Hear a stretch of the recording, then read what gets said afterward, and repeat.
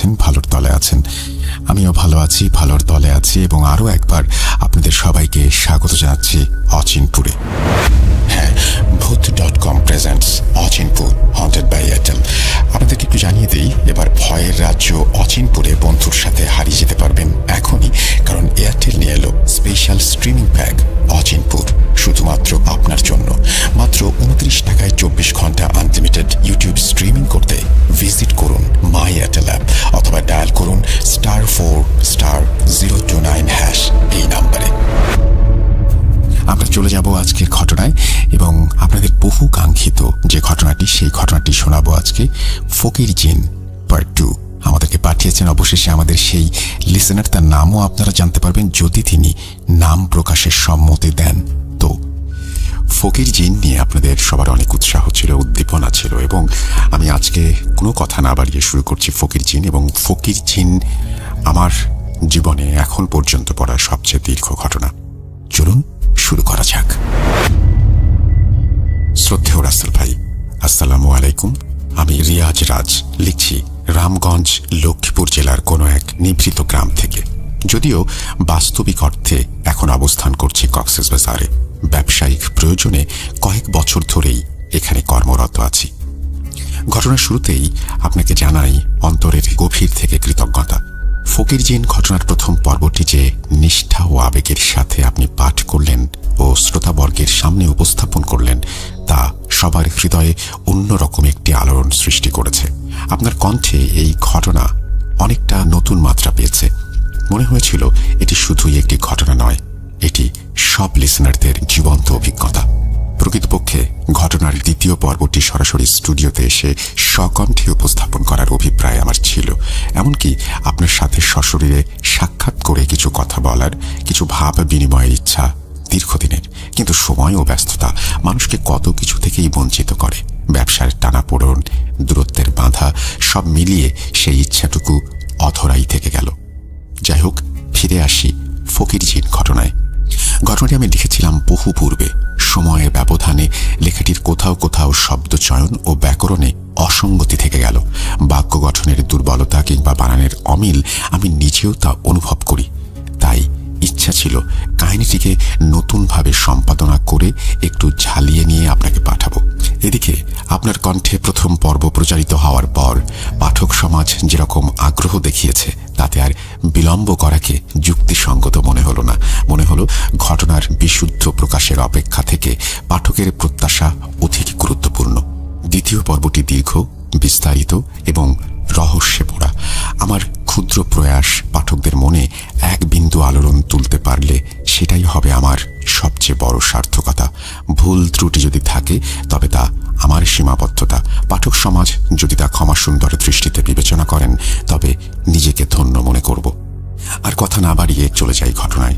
এর আগে প্রথম পর্ব সংক্ষেপে আমি আবার শোনাতে চাই, যেন দ্বিতীয় পর্ব বুঝতে অনেকের সুবিধা হয়। পূর্বের ঘটনায় বলা হয়েছিল একজন বৃদ্ধ লোকের ব্যাপারে, যার শুরু হয় হাজীগঞ্জের মোড় থেকে এক বৃদ্ধ ভিক্ষুকের সঙ্গে দেখা হওয়ার মধ্য দিয়ে। বৃদ্ধ লোকটির চেহারা যেমন অসাধারণ, তেমনি তার আচরণও অদ্ভুত। প্রথমে মনে হয়েছিল সে শুধুই একজন ভিক্ষুক, কিন্তু সময়ের সাথে তার উপস্থিতি ভয়ানক রহস্যে মোড় নেয়। হাজীগঞ্জে দেখা হওয়া সেই বৃদ্ধ লোকটি অদ্ভুতভাবে বারবার রিয়াজের সামনে উপস্থিত হতে থাকে। একবার ব্রিজের পাশে, আবার ফেরির ওপর চায়ের দোকানে, এমনকি শরীয়তপুর ভেদরগঞ্জে যাওয়ার পথে একটি রাস্তায়। প্রতিবারই তিনি একই কণ্ঠে বলেন, বাবা, কিছু টাকা দিবি? এই বাক্যটি রিয়াজের মস্তিষ্কে গেঁথে যায়। ঘটনার সবচেয়ে ভয়ঙ্কর অংশ ঘটে তখন, যখন রিয়াজ বুঝতে পারেন তিনি 4 দিন ধরে নিখোঁজ ছিলেন। যদিও তার নিজের মনে হয়েছে সময় কেটেছে মাত্র কয়েক ঘন্টা। মেসেঞ্জারে স্ত্রী আর পরিবারের মেসেজ দেখে সে চমকে ওঠে। সবাই মনে করেছে সে হারিয়ে গেছে, অথচ রিয়াজ মাত্রই ভেদরগঞ্জে গিয়েছিল এবং ফিরেও এসেছে। কিন্তু ফোনে তারিখ দেখা যায় 29 অক্টোবর থেকে 3 নভেম্বর পার হয়ে গেছে। এত সব অদ্ভুত ও ভয়ানক ঘটনার পরও রহস্যের সমাধান মেলে না। কে সেই বৃদ্ধ? বারবার সে কেন রিয়াজের সামনে আসে এবং 4 দিন সময় কোথায় পার হয়ে গেল? এখান থেকেই শুরু করছি দ্বিতীয় এবং অন্তিম পর্ব। সৈকত কবিরাজ কিছুদিন পর আমায় দেখতে আসেন, হাতে একটা তাবিজ বেঁধে দিয়ে চলেও যান। কিন্তু আমি তেমন কোনো সুফল পাইনি। প্রতিনিয়ত সেই ঘ্রাণ আমাকে তাড়িয়ে বেড়াচ্ছিল। কেটে যায় 12 দিন। সেদিন রাতে আমি বিছানায় একা বসেছিলাম। ফ্যামিলির সবাই আমাকে নিয়ে চিন্তিত। বাবা মা আমাকে নিয়ে সারাদিন কান্না করে যাচ্ছে। আমি বুঝতেই পারছিলাম না আমার সাথে কি হচ্ছে। না করেছি কারো ক্ষতি, আর না করেছি সেই বৃদ্ধের সাথে কোনো বেয়াদবি। কোনো কিছু কোথাও ফেলে এসেছি কিনা ভেবে যাচ্ছিলাম। ভাবনার মাঝে দেখলাম আম্মু আমার রুমের দরজায় এসে বললেন, একজন কবিরাজ এসেছে রিয়াজ, তোকে ডাকছে, মসজিদের সামনে আছে, তাড়াতাড়ি আয়। কথাটা বলে মা তাড়াহুড়া করে চলে যান। আমি কথাটা শুনে প্রায় কান্না করে দিয়েছিলাম। কতটা খুশি লেগেছে আমার তা প্রকাশ করার মতো না। এতদিনে বুঝি আল্লাহ কাউকে পাঠিয়েছেন আমাকে এই অভিশাপ থেকে মুক্তি দেওয়ার জন্য। আমি তড়িঘড়ি করে বিছানা থেকে উঠে যাই এবং স্যান্ডেল পায়ে দিয়ে রুম থেকে বেরিয়ে আসি। বাসায় দেখলাম কেউ নেই। সবাই কবিরাজের কথা শুনে মসজিদের সামনে চলে গিয়েছে ভেবে আমিও দৌড়ে যাই মসজিদের সামনে। রাত 11টার বেশি হবে। আমি মসজিদের সামনে গিয়ে দেখি আমার মা একা দাঁড়িয়ে আছেন, পুকুরের দিকে তাকিয়ে আছেন। আগের লেখায় আমি বলেছিলাম মসজিদের সামনে একটি পুকুর আছে। আমি মাকে কয়েকবার ডাক দিলাম, কবিরাজ কোথায় মা? আর তুমি এখানে একা দাঁড়িয়ে আছো যে? রাস্তেলার আব্বু কোথায়? আমার কথা শুনে মা কোনো উত্তর দেননি। একভাবে তিনি পুকুরের দিকে তাকিয়েছিলেন। আমি একটু এগিয়ে আম্মুর কাছাকাছি যেতে আম্মু আমার দিকে ঘুরে দাঁড়ান। জানি না কিভাবে প্রকাশ করব যে সেই মুহূর্তটা আমার কাছে কেমন লেগেছিল। আমার পুরো শরীর ভার হয়ে গিয়েছিল। আমার মায়ের শাড়ি পরে সেই বৃদ্ধ লোক দাঁড়িয়ে আছে সেখানে নির্জন মসজিদের সামনে একা। বৃদ্ধ লোকটা আমার দিকে এক দৃষ্টিতে তাকিয়েছিলেন। এদিকে আমার শরীরে কোনো শক্তি নেই, না পারছি দৌড়াতে, না পারছি চিৎকার করতে। বৃদ্ধ লোকের চোখে কোনো এক মায়া, সেই মায়া আমাকে আটকে রেখেছে। আমার ভেতরে ভয়, কিন্তু শরীর যেন বৃদ্ধ লোকের ইশারায় চলছে। চোখাচোখি হবার মাঝেই হঠাৎ বৃদ্ধ লোকটা এক লাফে পুকুরে নেমে যায়। উনি পানিতে পড়ার 1 সেকেন্ড পরেই আমার কাঁধে কারো হাতের স্পর্শ পাই আমি। হঠাৎ কারো ছোঁয়া পেয়ে হুট করে আমি পেছনে তাকাই। আমার এমন আচমকা মাথা ঘোরানো দেখে আম্মু আব্বু ভয় পেয়ে যান। আম্মুকে দেখে আমি শরীরে কিছুটা শক্তি পাই আর তাকে জড়িয়ে ধরে কান্না শুরু করি। পুরুষ মানুষ সহজে কান্না করে না, হয়তো অনেক ভয় পাওয়ার পর কাঁদে, নয়তো অনেক আঘাত। আমি দুটোই পেয়েছিলাম। এই বৃদ্ধ লোক যেন আমাকে মানসিক আঘাত দিচ্ছে এবং একইভাবে ভয়ও দিচ্ছে। আমার কান্নার মাঝে আব্বু জিজ্ঞেস করেন আমি কেন এখানে এসেছিলাম। আমি কিছুটা শান্ত হয়ে আব্বু আম্মুকে সব খুলে বলি। সেটি শুনে ওনারা বলেন, কি বলিস? তুই আমাদের রুমে দেখতে পাসনি? তুই তো আমাদের সামনে দিয়ে বের হয়েছিস। আমরা তোকে কয়েকবার বললাম কোথায় যাচ্ছিস, কিন্তু তুই কোনো উত্তর না দিয়ে দৌড়ে এদিকে এসেছিস। ওনাদের কথা শুনে বরাবরের মতো এবারও আমি চমকে যাই। এ আমার কি হয়ে গেছে? এতদিন বৃদ্ধ লোক স্বপ্নে আসতো, এখন সরাসরি দেখা দিচ্ছে। আবার আমার চোখকেও বশ করে নিল। চোখের সামনে দাঁড়িয়ে থাকা মা বাবাকে আমি দেখতে পাইনি, তাদের শব্দ শুনিনি। বিশ্বাস করবেন কিনা জানি না, তবে এইটাই চিরন্তন সত্য। একবার ভাবুন তো, এই সময়টায় আপনি থাকলে কি করতেন? আপনি পারতেন স্বাভাবিক হতে? পারতেন নিজেকে যে কোনো ভাবনায় সান্ত্বনা দিতে? যাই হোক, সেদিন মা বাবা না গেলে হয়তো আমার অনেক বড় ক্ষতি হয়ে যেত। হয়তো বৃদ্ধ লোকটা আমাকে পানিতে চুবিয়ে মেরে ফেলতো, আর নয়তো অন্য কিছু। এদিকে এই অবধি অনেক কবিরাজের কাছে যাওয়া হয়েছে আমাদের। সবার মুখে একটাই কথা, পারবো না আমরা। ঘটনার ফাঁকে একটা বিষয় আপনাদের জানানো হয়নি আমার। আমি যে মসজিদের কথা উল্লেখ করেছি, এই মসজিদের ইমাম সাহেব নিজের ব্যক্তিগত একটা কাজে গ্রামের বাড়িতে গিয়েছিলেন। আমার সাথে এই ঘটনা হবার আগেই তিনি ছুটিতে গিয়েছিলেন। এদিকে অনেক কবিরাজ আমার চিকিৎসা করার ক্ষেত্রে না করে দিল। সেখানে এই ইমাম সাহেবের কথা আমাদের মাথাতেও ছিল না। যেহেতু যারা এসব কাজে অভ্যস্ত তারা না করে দিল, তাই ইমাম সাহেবের আশা আমাদের কারো মাঝেই ছিল না। সেদিন মসজিদের সামনে থেকে বাসায় আসার পরই আমি সেই অদ্ভুত ঘ্রাণ পেতে থাকি। এইটাও আমি আপনাদের কিভাবে বোঝাবো তা নিজেও বুঝতে পারছি না, তবে কিছুটা আইডিয়া দিতে পারি। কোনো পারফিউম যদি ঠিক আপনার নাকের কাছে এনে স্প্রে করা হয়, তখন সেই পারফিউমের ঘ্রাণ আপনার নাকে কতটা তীব্রভাবে প্রবেশ করবে নিশ্চয়ই আপনি বুঝে গিয়েছেন।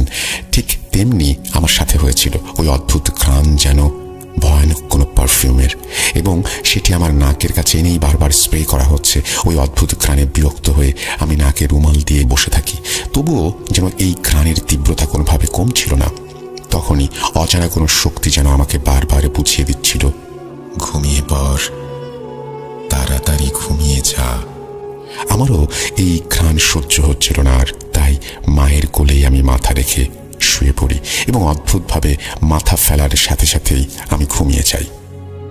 প্রথমবারের মতো সেদিন রাতে আমি না দেখেছি কোনো স্বপ্ন এবং না পেয়েছি কোনো ভয়। ঘুমানোর পর চোখ খুলে দেখি সকাল হয়ে গেছে। আমার মা পাশে বসেই ঝিমাচ্ছে ঘুমে। বাবা রুমে ছিল না। রুম থেকে ওঠার পর আমার পুরো শরীর আমি হালকা অনুভব করি। মনে হলো অনেক দিন পর আমি ঘুমিয়েছি, অনেক দিন পর শান্তির ঘুম হলো আমার। ওঠার পর আম্মুকে ডাক দেই। আম্মু চোখ খুলে আমার দিকে তাকিয়ে বলেন, কিরে উঠেছিস? মুখ ধুয়ে নে, আমি নাস্তা বানাচ্ছি। কথাটা বলে আম্মু উঠেই যাবে, তখনই আমি আম্মুকে জিজ্ঞেস করি, কাল রাতে কি হয়েছিল মা? ঘুমানোর পর আমি কোনো বাজে স্বপ্ন দেখিনি, মনে হলো চোখ বন্ধ করেছি আর উঠেছি। ওই দিনের পর থেকেই প্রথম আমি শান্তিতে ঘুমিয়েছি। আমি কি ঠিক হয়ে গেলাম নাকি? আমার কথা শুনে আম্মু আমাকে বলেন, গতকাল রাতে আমাদের মসজিদের ইমাম সাহেব এসেছিলেন এবং তোর গায়ে কিছু পানি পড়া ছিটিয়ে দেন। তুই ঘুমিয়েছিলি আর ঘুমের মাঝেই ভয়ঙ্কর স্বরে বলেছিলি, আজিজ, তোর খবর আছে। মসজিদের ইমামের নাম হচ্ছে আজিজ। তোর কথা শুনে ইমাম সাহেব রেগে যায় এবং দোয়া দুরুদ পড়ে তোকে ফু দেয় আর বলেছে তোর সাথে নাকি একটা বদ জিন আছে, সে তোকে মারতে চায়। অনেক শক্তিশালী জিন ওটা। সকালে হুজুরের থেকে একটা দাবি জেনে যেন তোর হাতে বেঁধে দেই, কিন্তু ভোরে তোর বাবা ফজরের নামাজ পড়তে গেলে জানতে পারে ইমাম সাহেবের অবস্থা খারাপ। ওনার শরীরকেও আঘাত করে করে ক্ষতবিক্ষত করে দিয়েছে। ওনার পেট গলায় কেউ যেন নখ বসিয়ে রক্তাক্ত করেছে। নামাজ শেষে তোর আব্বু সহ সবাই ইমাম সাহেবকে চাটখিল হাসপাতালে নিয়ে যায়। তোর আব্বু আমাকে এই সব বলেই বের হয়েছেন, এখনো আসেননি। আমি সারা রাত তোকে কোলে নিয়ে বসেছিলাম। মায়ের মুখে সব কথা শুনে আমি কি ভাববো সেটাই মাথায় আসছিল না। এখন আমি মোটামুটি এটা আন্দাজ করতে পারি কেন কবিরাজরা আমাকে দেখতে আসে না। আমাকে যে বদ জিন আশ্রয় করেছে, অন্যান্য কবিরাজরা হয়তো এই শক্তিশালী জিনের ভয়ে না করে দিত। এদিকে ইমাম সাহেবের জন্য খারাপ লাগছিল, আর একদিকে নিজেকে নিয়েও ভয় হচ্ছিল। আমি কি কোনোদিনও জিনের থেকে রেহাই পাবো? আমি কি আগের মতো স্বাভাবিক জীবনে ফিরতে পারবো? ভাবতে ভাবতে তখনই আমি আবার সেই অদ্ভুত ঘ্রাণ পেতে শুরু করি। এই ঘ্রাণ এইবার যেন অনেক তীব্র গতিতেই আমার নাকে ঢুকছে। আমার মাথায় চিনচিনে একটা ব্যথা, হাত পা ভার হয়ে আসছে। কেউ যেন আমাকে বিছানা থেকে টেনে নিয়ে যায়, চারিদিক ঘুরাচ্ছে আমাকে। ভয়ে আমি জোরে গলা ফাটিয়ে আম্মুকে ডাক দিলাম। এরপর আমার আর কিছু মনে ছিল না। জ্ঞান ফিরতেই দেখি আমার চারপাশে অনেক মানুষ, মহল্লার মানুষ আমার রুমে যেন ভিড় জমিয়েছে আমাকে দেখার জন্য। আমার জ্ঞান ফেরার পর যখন আমি সবার দিকে তাকাই, এইটা বুঝতে বাকি রইল না যে সবাই আমাকে ভয় পাচ্ছে। আমি কথা বলার চেষ্টা করলে গলা দিয়ে স্বর বের হচ্ছিল না। তবুও অনেকে কষ্ট করে কোনোভাবে আম্মুকে জিজ্ঞেস করি, মা, আমার কি হয়েছে? আমার কথা শুনে দেখলাম একটা মহিলা বলতে লাগলেন, আলহামদুলিল্লাহ, শয়তানের শরীর ছেড়ে দিয়েছে, সবাই বের হয়ে যান, রিয়াজকে কিছুদিন একা থাকতে দেন। মহিলার কথা শুনে আমি ধারণা করতে পারলাম এতক্ষণ আমাকে জিন আসর করেছিল। আমি আমার শরীরে অনেক ব্যথা অনুভব করছি, হাত পা নাড়াতে পারছি না। কোনো রকমে আবার আম্মুকে জিজ্ঞেস করলাম, মা, কি হয়েছিল আমার? এদিকে সবাই রুম থেকে বের হয়ে গেলে আম্মু আমাকে বললেন, তোর ডাক শুনে আমি দৌড়ে এসেছিলাম।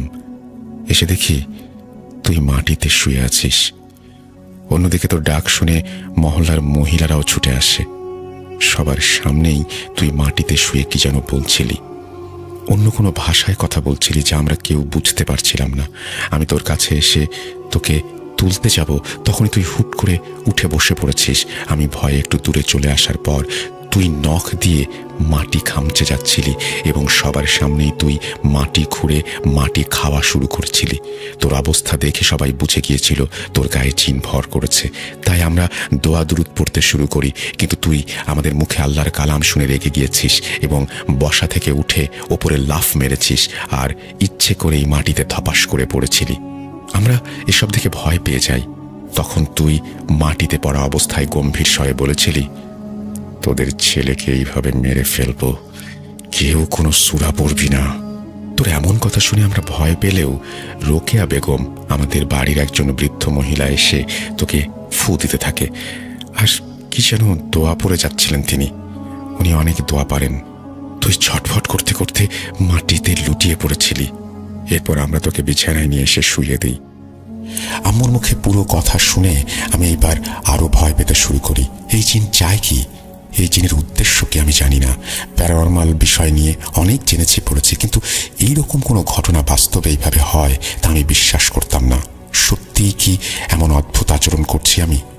অবিশ্বাস্য সব, কিন্তু বিশ্বাস না করে উপায় কি? সব তো আমার সাথেই হচ্ছিল।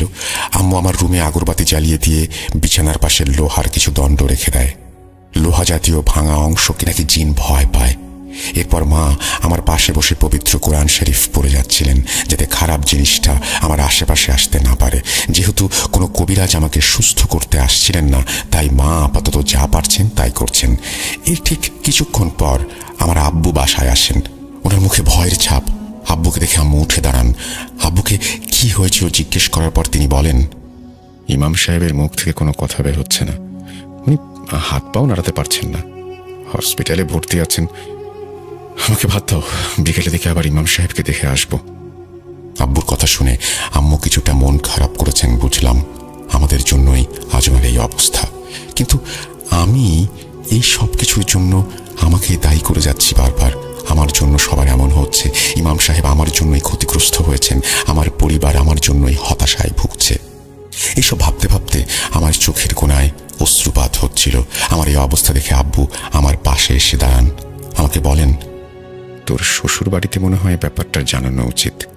ওনাদের পরিচিত যদি কোনো লোক থাকে তবে তোর চিকিৎসা করাতে পারবো।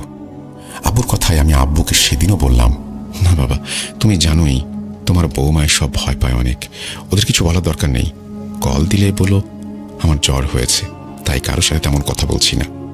আমার কথায় আব্বু আবার আমাকে বললেন, এইটা কয়েকবার বলেছি, তোর স্ত্রী বিশ্বাস করতে চাচ্ছে না। সে বাড়িতে আসতে চায়। আমাকে বলল তাড়াতাড়ি তোকে নিয়ে যেতে। আব্বুর কথায় আমি কিছুক্ষণ চুপ থেকে বললাম, না করুক বিশ্বাস। আমার জন্য অলরেডি আপনারা অনেক ডিপ্রেশনে ভুগছেন। ওদের জানালে ওরাও চিন্তা করবে। হয়তো সুস্থ হয়ে ওর সাথে কথা বলবো, নয়তো মরে গেলে বলবেন মরে গেছি। কথাটা শুনে আব্বু বসা থেকে উঠে রান্নাঘরে চলে যান। কিছুটা রাগ হয়েছেন বুঝতে পারছি, কিন্তু আমি জানি আমার স্ত্রী এসব জিন ভূতকে কতটা ভয় পায়। সে শুনলে নিজে তো রাতে ঘুমোবেই না, সাথে আমার জন্য দিন রাত কান্না করে যাবে। এখন কিছুদিন আমার উপর রেগে থাকলে থাকুক, ওর সামনে গিয়ে দাঁড়ালে সব রাগ এমনিতেই মাটি হয়ে যাবে। ওই দিন আর তেমন কিছু হয়নি। সন্ধ্যার সময় আম্মু সহ আমাদের বাড়ির ওই বৃদ্ধ মহিলা আমার দুই পাশে দোয়া দুরুদ পড়ে যাচ্ছিলেন। আম্মু আমাকে চা আর বিস্কিট এনে দিয়েছিলেন, আমি ওগুলোই খাচ্ছিলাম। তখনই হঠাৎ করে আমি বুঝতে পারি আমার ঘরের বাইরে কারো পায়ের শব্দ। আপনাদের এই বিষয়টা একটু ক্লিয়ার করি। আমার জানালার পাশে বাইরে দেয়াল, ঘরের সামনের অংশে উঠোন, তাই সেখানে মানুষ আসবে যাবে, কিন্তু ঘরের পেছনে ময়লা আবর্জনা ফেলা হয়। সেখানে সচরাচর কুকুর বা বিড়াল ব্যতীত কোনো মানুষ যায় না, কিন্তু সেই স্থানে কারো হাঁটার শব্দ পেয়ে আমার মা জানালা খোলে আর বাইরে তাকিয়ে দেখে কেউ নেই। মা জানালা বন্ধ করতেই আবার কারো পায়ের শব্দ। এইবার আমরা বুঝে যাই এটা অন্য কিছু। এদিকে রোকেয়া চাচি আরো জোরে জোরে আয়াত পড়তে শুরু করে দিয়েছেন। খেয়াল করছি বৃদ্ধ মহিলা যত জোরে কোরআনের আয়াত পড়ছেন, বাইরে হাঁটার শব্দটা তত জোরে জোরে আসছিল। দেখতে দেখতে পায়ের শব্দটা আমাদের ঘরের চালে শুরু হয়। চালের টিনে কেউ যেন দৌড়াদৌড়ি করছে, যেন এখনই চাল ভেঙে পড়বে। আমি উপরের দিকে তাকিয়ে বোঝার চেষ্টা করছি চালে কোনো নড়াচড়া আছে কিনা, কিন্তু কারো দৌড়াদৌড়ির শব্দ স্পষ্ট আসছে, অথচ নড়াচড়াটা বোঝা যাচ্ছে না। এইভাবে প্রায় 2 মিনিট কেটে যাওয়ার পর সেই শব্দটা বন্ধ হয়ে যায়। এর কিছুক্ষণ পরে দেখলাম আমার আব্বু লাইট মারতে মারতে ঘরে প্রবেশ করছেন। আব্বু জানে না এতক্ষণ কি হচ্ছিল। আমরাও আব্বুকে এই ব্যাপারে কিছু বলিনি। আব্বু একটা কাগজ হাতে আমার রুমে আসেন এবং আমাকে বললেন, ইমাম সাহেব এখন মোটামুটি কথা বলতে পারছে। তিনি একটা ঠিকানা দিয়েছেন, একজন শক্তিশালী কবিরাজের ঠিকানা। উনি নাকি তোকে সুস্থ করতে পারবেন। আব্বুর কথাটা শেষ হতে না হতেই আমাদের ঘরের পেছনে অর্থাৎ জানালার বাইরে কেউ আমাদের টিনের চালে যেন জোরে একটা লাথি মেরেছে। আঘাতের শব্দ এত জোরে হয়েছিল যে আমরা ধরেই নিয়েছি টিন ভেঙে গেছে। সবাই ভয়ে কাঁপছিলাম। এদিকে রোকেয়া চাচি আর আম্মু আবার কিছু সূরা কালাম জোরে জোরে পড়তে শুরু করলেন। রাত 11টা কিংবা এদিক সেদিক হবে। সেদিন রাতটা পার করার অপেক্ষায় ছিলাম আমরা। সকাল সকাল কবিরাজের ঠিকানায় যাওয়ার প্ল্যান। আম্মু ভাত এনে দেয় আমার রুমে। আমি আর আব্বু ভাত খেতে বসেছিলাম। সেই মুহূর্তে আমার পাশে সূরা পড়া সেই বৃদ্ধ মহিলার চিৎকার ভেসে ওঠে। উনি আব্বু আসার কিছুক্ষণ পরেই এশার নামাজ পড়তে ঘরে গিয়েছিলেন, আর আসেননি। এখন রাত 11টায় ওনার চিৎকার শুনে আমরা সবাই ভয় পেয়ে যাই। আমি ততক্ষণে আইডিয়া করে নিয়েছিলাম বদজিনটা নিশ্চয়ই ওনার কোনো ক্ষতি করেছে। সামনে ভাতের প্লেট রেখে আমরা সবাই দৌড়ে যাই রোকেয়া বেগমের বাসায়। আমিও কোনো দিক তখন ভাবনা না করে দৌড়ে গিয়েছিলাম। এদিকে আমার আগে অন্য ঘরের প্রতিবেশীরাও সেখানে উপস্থিত হয়েছিলেন। আমি সেই মহিলার ঘরে প্রবেশ করার আগে শুনতে পাই অন্য মহিলাদের চিৎকার, অর্থাৎ যারা আমার আগে বুড়ির বাসায় ঢুকেছিল সবাই চিৎকার করছে। আমি শুনে সবাইকে ঠেলে ভেতরে প্রবেশ করি। আর যা দেখি তা আমি কল্পনাও করতে পারি না। আমার শিঁট দ্বারা দিয়ে একটা কাঁপুনি বয়ে যায়। আমি দেখি রোকেয়া বেগমের পা বাঁকা হয়ে ঘুরে ওনার পেটের কাছে চলে এসেছে। ওনার হাত পা বাঁকা হয়ে ঘাড় ঘুরে আবার সামনে চলে এসেছে। চোখ দুটি থেকে ওনার রক্ত ঝরছিল, অর্থাৎ ওনাকে পুরো বলের মতো গোল বানিয়ে মাটিতে ফেলে রাখা হয়েছিল। এবং সবচেয়ে বড় কথা হচ্ছে উনি জীবিত। এত আঘাতের পরও উনি মারা যাননি। গলা দিয়ে এখনো গোঙানির শব্দ ভেসে আসছে। আমরা বুঝতে পারছিলাম উনি কতটা কষ্ট সহ্য করে যাচ্ছেন। আমি সহ বাড়ির কিছু ছেলে মেয়ে মহিলা তাকে সোজা করার চেষ্টা করি, কিন্তু ওনার হাত পা এমনভাবে বাঁকা করা হয়েছে যা সোজা করার মতো শক্তি আমাদের গায়ে নেই। লোহার মতো শক্ত ছিলেন উনি। বাড়ির মহিলারা দোয়া দুরুদ পড়তে শুরু করেন। ততক্ষণে কে যেন আমাদের মসজিদের মুয়াজ্জিনকে ডেকে নিয়ে আসেন। উনি এসে আমাদের সরতে বলেন। আমরা সবাই সরে দাঁড়াই। ওনার উপস্থিতিতে একটা সুগন্ধ ছড়িয়ে যায় ঘরে। এরপর মুয়াজ্জিন সাহেব কিছু সূরা কালাম পড়ে বৃদ্ধ মহিলার গায়ে ফু দেন। এইভাবে কিছুক্ষণ যাবার পর অলৌকিকভাবে আমাদের সামনেই ওনার হাত পা সোজা হয়ে যায়। আমরা সবাই অবাক হয়ে যাই। যেখানে আমরা এত শক্তি খরচ করেও বুড়িকে সোজা করতে পারিনি, সেখানে আল্লাহর কালামে ওনার হাত পা কত সহজেই সোজা হয়ে যায়। যদিও আল্লাহ সর্বশক্তিমান, মুয়াজ্জিন সাহেবের দোয়া সঠিক ছিল বলেই উনি সুস্থ হয়েছেন, কিন্তু মহিলার মুখ থেকে কোনো শব্দ বের হচ্ছিল না। উনি পুরোপুরি দুর্বল হয়ে গোঙানির শব্দ ছেড়ে যাচ্ছিলেন। এদিকে হুজুর আমাদের সবার উদ্দেশ্যে বলেন, এই বাড়িতে যে বদজিন আছে সে আমাদের ইমাম সাহেবকেও আঘাত করেছে। রোকেয়া বেগমকে সুস্থ করেছি, এতে হয়তো আমার উপরেও বিপদ আসবে। রিয়াজ ভাই, আপনি ইমাম সাহেবের দেয়া ঠিকানায় খুব দ্রুত যাবার ব্যবস্থা করুন। এইভাবে চলতে থাকলে বাড়ির সবাই ক্ষতিগ্রস্ত হবে। কথাগুলো বলে মুয়াজ্জিন সাহেব কিছু পানি পড়া দিয়ে চলে যান এবং যাবার আগে বলেছিলেন, রোকেয়া বেগম যখনই পানি চাইবে তখনই ওনাকে এই পানি পান করাবেন। মুয়াজ্জিন সাহেবের কথায় বুড়ির মেয়েরা বুড়ির পাশে সেই পানির বোতল নিয়ে বসে। কিন্তু অন্যদিকে খেয়াল করেছি সবাই আমার দিকে কেমন যেন চাহনিতে তাকাচ্ছিল।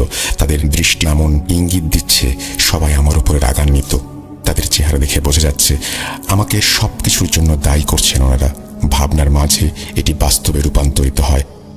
আমাদের বাড়ির একজন মুরব্বী জাহাঙ্গীর সাহেব, উনি সবার সামনে বলে ওঠেন, সবাই উঠে আসুন, কথা আছে। কথাটা বলে উনি উঠোনে চলে যান। বলে রাখি, আমাদের বাড়িতে যত ঘর আছে সব গোল চক্করের মতো, অর্থাৎ মাঝখানে একটা উঠোন এবং উঠোন ঘিরে সবার ঘর। উঠোনের মাঝে জাহাঙ্গীর সাহেব গেলে কেউ কেউ চেয়ার এনে দেয়। উনি চেয়ারে বসলেন, আমিও সেখানে উপস্থিত ছিলাম। মুরব্বী সবার সামনে আমাকে উদ্দেশ্য করে বললেন, রিয়াজ, তোমার জন্য বাড়িতে এই বদজিন প্রবেশ করেছে। তোমার সাথে এসেছে সে। তোমার জন্য বাড়ির সবার ক্ষতি করতে পারছে। আমরা চাই না তোমার জন্য আর কারো ক্ষতি হোক। রোকেয়া বেগমকে সেই বদজিন কিভাবে আঘাত করেছে তা নিজের চোখেই দেখেছ। আমি সবার পক্ষ থেকে তোমাকে একটা কথা বলতে চাই, তুমি সুস্থ না হওয়া অবধি আপাতত কোনো আত্মীয়র বাসায় যাও। সুস্থ হবার পর আবার ফিরে এসো। তোমাকে নিয়ে এখন আমাদের সবার মনে ভয়ের সৃষ্টি হয়েছে। জাহাঙ্গীর সাহেবের কথা শুনে আমি মাথা নিচু করে দাঁড়িয়ে থাকি। যদিও একদিকে সব আমার জন্যই হচ্ছে, কিন্তু আমার তো দোষ নেই এখানে। আমি অসহায়। আমি করিনি সে জিনের কোনো ক্ষতি, আর আমি জানি না কেন সে আমার পিছু নিল। ভাবনার মাঝে আমার চোখ বেয়ে অশ্রুধারা নেমে আসে। এদিকে নীরবতা ভেঙে আমার আব্বু বলে ওঠেন, জাহাঙ্গীর সাহেব, কাল সকালেই আমরা রিয়াজকে কবিরাজের কাছে নিয়ে যাচ্ছি। রাতটা রিয়াজ বাসায় থাকুক। যদি কাল কোনো সমাধান না হয় তবে রিয়াজ তার বোনের বাড়িতে চলে যাবে, আমি কথা দিচ্ছি। আব্বুর কথা শুনে জাহাঙ্গীর সাহেব কেমন যেন রেগে গেলেন। উনি এবার কড়া শব্দে বলে ওঠেন, আপনারা কি আমাদের মারতে চান নাকি? এখানে আপনার ছেলের জন্য আমরা সবাই বিপদে আছি, আমাদের জন্য তো আপনাদের ভাবনা করা উচিত। জাহাঙ্গীর সাহেব কথাটা শেষ করার আগেই কোথা থেকে যেন একটা গাছের ডাল উড়ে এসে জাহাঙ্গীর সাহেবের গায়ে পড়ে। জাহাঙ্গীর সাহেব সেই ডালের আঘাতে চেয়ার থেকে নিচে পড়ে যান, যা দেখে আমরা সবাই ভয় পেয়ে যাই। এদিকে তখনই বাড়িতে কারেন্ট চলে গেছে। সবাই তাড়াহুড়ো করে ফোন বের করে ফ্ল্যাশ লাইট অন করে দেখে জাহাঙ্গীর সাহেবের হাত পা সেই বুড়ির মতো বাঁকা হয়ে আছে এবং চোখ থেকে তার রক্ত ঝরছিল। বুড়ির মতো উনিও গোঙানির শব্দ করে যাচ্ছিলেন। এই দৃশ্য দেখে হঠাৎ মহিলারা চিৎকার দিয়ে দৌড়ে পালাতে শুরু করেন। সবার মুখে শোনা যাচ্ছিল, জিন আসছে, জিন আসছে। আতঙ্কিত হয়ে অনেকে ঘর ছেড়ে চলে যায়। এদিকে আমি সহ কয়েকজন জাহাঙ্গীর সাহেবকে ধরতে যাই, কিন্তু হাত পা বাঁকা হয়ে যাওয়ায় উনি বুড়ির মতো গোল হয়ে গেছেন। কোনো রকমে ওনাকে কোলে তুলে আমরা ওনার ঘরে নিয়ে যাই। জাহাঙ্গীর সাহেবকে বিছানায় রাখতেই জাহাঙ্গীর সাহেবের বড় ছেলে মুয়াজ্জিনকে ডাকার জন্য ঘর থেকে বেরিয়ে যায়। কিন্তু এদিকে জাহাঙ্গীর সাহেবের ছোট ছেলে, অর্থাৎ যে বয়সে আমার থেকেও ছোট, সে দৌড়ে এসে আমার গালে কয়েকটা থাপ্পড় মেরে যায় এবং আমাকে রাগান্বিত কণ্ঠে বলে, তোর জন্য আমার বাবার আজকে এই অবস্থা, তোকে আজ আমি মেরেই ফেলবো। কথাটা বলে যখন আবার আমার গায়ে হাত তুলতে আসবে, তখনই আমাদের সামনে অলৌকিকভাবে তার হাত অবশ হয়ে যায়। জাহাঙ্গীর সাহেবের ছেলে তার হাত ধরে জোরে একটা চিৎকার দেয় আর মাটিতে লুটিয়ে পড়ে। আমি এসব দেখে কিছুই বুঝতে পারছিলাম না, কিন্তু চোখের সামনে ছেলেটার চটপট এই অবস্থা দেখে তাকে ধরতে চাই আর মাটি থেকে তুলে চেয়ারে বসাই। এরপর আমি সবার উদ্দেশ্যেই বলি, আমাকে কেউ সুস্থ করতে এলে তার ক্ষতি হচ্ছে, আবার আমাকে আঘাত করতে এলেও ক্ষতি হচ্ছে। সব দোষ আমার, আমি বাড়ি ছেড়ে চলে যাচ্ছি। আমার কথা শুনে আব্বু রেগে গিয়ে বলল, তুই কোথাও যাবি না, তোকে নিয়ে যে কথা বলে তার ক্ষতি হচ্ছে, কিন্তু অন্যদের তো কিছু হচ্ছে না। তোর দরকার নেই কিছু করার, আমাদের সমস্যা আমরা দেখব। আমাদের মাঝে কেউ না আসলে না আসবে। আব্বুর কথায় অন্য সবাই একমত প্রকাশ করলেন, তাই তো, কেউ না আসলেই হয়। এই সব তর্কের মাঝে আমাদের মুয়াজ্জিন সাহেব বাসায় আসলেন। উনি জাহাঙ্গীর সাহেবকে দেখে ভয় পেয়েছেন আর বলেন, এ কি, ওনার এই অবস্থা কিভাবে হলো? ইস, কি ভয়ঙ্কর দেখাচ্ছে ওনাকে। আমি ওনাকে সুস্থ করতে পারবো না, অমন শক্তি আমার নেই। হুজুরের কথা শুনে আমরা বেশ অবাক হই। আমার আব্বু হুজুরকে বললেন, মাত্র রোকেয়া বেগমকে আপনি সুস্থ করেছেন, ওইভাবে করুন না, দেখুন উনি কত কষ্ট পাচ্ছেন। আব্বুর কথা শুনে হুজুর অবাক হয়ে যান আর আব্বুকে উদ্দেশ্য করে বলেন, আমি সুস্থ করেছি মানে? আমি তো আপনাদের বাড়িতে মাত্র এসেছি, আর রোকেয়া বেগমের কি হয়েছে? হুজুরের কথা শুনে আমরা হতবাক। সবাই মোটামুটি বুঝে যাই মসজিদের মুয়াজ্জিন রূপ ধারণ করে তখন অন্য কেউ এসেছিল। তিনি আর যাই হোক মুয়াজ্জিন না। কিন্তু প্রথমবার হুজুরকে ডেকে এনেছিল রাকিব। আব্বু রাকিবকে ডাক দিয়ে জিজ্ঞেস করেন, তুই হুজুরকে কোথা থেকে ডেকে নিয়ে এসেছিলি? আমি মসজিদের সামনে গিয়ে দেখি হুজুর আমাদের বাড়ির দিকে আসছেন। পরে আমি হুজুরকে রোকেয়া চাচির কথা বললে উনি দৌড়ে আসেন। এইবার আমরা নিশ্চিত হই ওটা মুয়াজ্জিন সাহেব ছিলেন না। তখন মুয়াজ্জিনের উপস্থিতিতে কেন এত সুগন্ধি ছড়িয়েছিল বুঝতে আর অসুবিধা হয় না। আমাদের সবার কথা শুনে মুয়াজ্জিন সাহেব ব্যাপারটা বুঝে যান এবং তিনি বলেন, জাহাঙ্গীর সাহেবকে রুমে একা রেখে সবাই বেরিয়েছেন। মুয়াজ্জিন সাহেবের কথায় সবাই সেটাই করে। আমরা সবাই উঠোনে চলে আসি। এরপর মুয়াজ্জিন সাহেব আমাদের বললেন, এইসব ভূত প্রেত সম্বন্ধে আমার তেমন কোনো ধারণা নেই, কিন্তু আমার চেহারা নিয়ে যে এসেছে সে কে আমি জানি না। যদি সে রোকেয়া বেগমকে সুস্থ করে থাকেন তবে জাহাঙ্গীর সাহেবকেও করবেন। আমরা কিছুক্ষণ পর রুমে আসব, দেখি আমার ধারণা ঠিক হয় কিনা। মুয়াজ্জিন সাহেবের কথায় আমরা সবাই বাইরে অপেক্ষা করতে থাকি। আমি সবার পেছনে একটা কোনায় অসহায়ের মতো দাঁড়িয়ে আছি। বুক ফেটে আমার কান্না আসছিল। কি হচ্ছে আমার সাথে? 4 ঘন্টার পথ আমি 4 দিন কিভাবে পার করেছি, ওটা নিয়ে আমার মাঝে বেশ উত্তেজনার সৃষ্টি হয়েছিল। হয়তো ওই 4 দিন আমাকে কেউ কোথাও নিয়ে গিয়েছিল, জানি না, কিন্তু আমার মনে ওই 4 দিন আর ভিখারিকে নিয়ে নানা প্রকার প্রশ্ন জেগেছে। কেন হচ্ছে এসব আমার সাথে? এর রহস্য কি? আমি জানি না, কিচ্ছু জানি না। এসব ভাবনা করে যাচ্ছে রিয়াজ। সেই মুহূর্তে বাড়ির ওপর দিয়ে একটা দমকা হাওয়া বয়ে যায়। মনে হচ্ছিল বাতাসটি শুধু রিয়াজের বাড়ির ওপর দিয়েই বয়ে যাচ্ছে, অন্য কোথাও সে বাতাসের কোনো চিহ্ন পাওয়া যায়নি, কারণ বাড়ির বাইরে থাকা গাছগুলো এখনো সোজা হয়ে দাঁড়িয়ে রয়েছে। সবাই বাতাসের ভাব দেখে বুঝে গেছে জিন উপস্থিত হয়েছে। বাতাসটি যেন সোজা জাহাঙ্গীর সাহেবের বাসার ভেতরে ঢুকে গেল। কিছুক্ষণ সবাই বাসার বাইরে অপেক্ষা করে। এরপর কিছু না ভেবে সবাই তাড়াহুড়ো করে দৌড়ে যায় জাহাঙ্গীর সাহেবের রুমের দিকে। জাহাঙ্গীর সাহেবের রুমে গিয়ে সবাই খেয়াল করে জাহাঙ্গীর সাহেব বিছানায় সোজা হয়ে শুয়ে আছে। আর কারো বুঝতে বাকি রইল না জিন জাহাঙ্গীর সাহেবকে ঠিক করে গেছেন। এখন সবাই মোটামুটি নিশ্চিত হয়ে গেছে এটা কোনো ভালো জিন। আবার অনেকে সন্দেহ করে যাচ্ছে সেই খারাপ জিনটাই জাহাঙ্গীর সাহেবকে ঠিক করে গেছেন। হয়তো সে শুধু রিয়াজের ক্ষতি করতে চায়, এই জন্য বারবার রিয়াজ ক্ষতিগ্রস্ত হচ্ছে। কিন্তু রিয়াজকে কেউ হেল্প করতে আসলে বা ক্ষতি করতে আসলে সেই জিন সাথে সাথে রেগে যায়। জিনের উদ্দেশ্য হয়তো অন্য কিছু, যা কারো ধারণার বাইরে। সবাই জাহাঙ্গীর সাহেবের সাথে রুমে বসে কথাবার্তা বলার চেষ্টা করে, কিন্তু জাহাঙ্গীর সাহেবের মুখ দিয়ে কোনো আওয়াজ বের হচ্ছিল না। তিনিও রোকেয়া বেগমের মতো চুপচাপ শুয়ে রইলেন। সবার মাঝে দাঁড়ানো অবস্থায় হঠাৎ রিয়াজ সেই অদ্ভুত গন্ধটি পেতে শুরু করলো। রিয়াজের নাকে সেই গন্ধটি আসতেই তার মাথাটা চক্কর দিয়ে ওঠে, যেন রিয়াজ এই মুহূর্তে মাথা ঘুরে পড়ে যাবে। যেই ভাবনা সেই কাজ, সাথে সাথে রিয়াজ সবার সামনে মাথা ঘুরে মাটিতে পড়ে যায়। এরপর রিয়াজের বাবা মা সহ কয়েকজন ধরাধরি করে রিয়াজকে তার ঘরে নিয়ে যায়। তাকে বিছানায় শুইয়ে দেওয়ার পর হাত পাখা দিয়ে মাথায় বাতাস করা হয়। যেহেতু বাড়িতে কারেন্ট নেই তাই ফ্যান বন্ধ ছিল। এই শীতের দিনেও রিয়াজকে বাতাস করার কারণ হয়তো আপনি বুঝতে পারছেন। কারণ হচ্ছে সবাই শীতে কাঁপাকাঁপি করলেও রিয়াজের শরীর থেকে অঝরে ঘাম বের হচ্ছিল। ভর দুপুরে ফুটবল খেললে একটা মানুষ যেরকম ঘামিয়ে যায়, ঠিক সেভাবেই রিয়াজ ঘামছিল। এসব দেখে রিয়াজের মা রিয়াজকে বাতাস করতে লাগলেন। কিন্তু অদ্ভুত বিষয় হচ্ছে ঘটনা ধীরে ধীরে শান্ত হয়নি, চারিদিক যেন আরো ভয়ানক হয়ে চলেছে। কিছুক্ষণ পর আবার ঘরের টিনে কেউ জোরে একটা লাথি মারে। আচমকা টিনের শব্দে রিয়াজের মা এবং বাবা দুজনেই ভয় পেয়ে যান।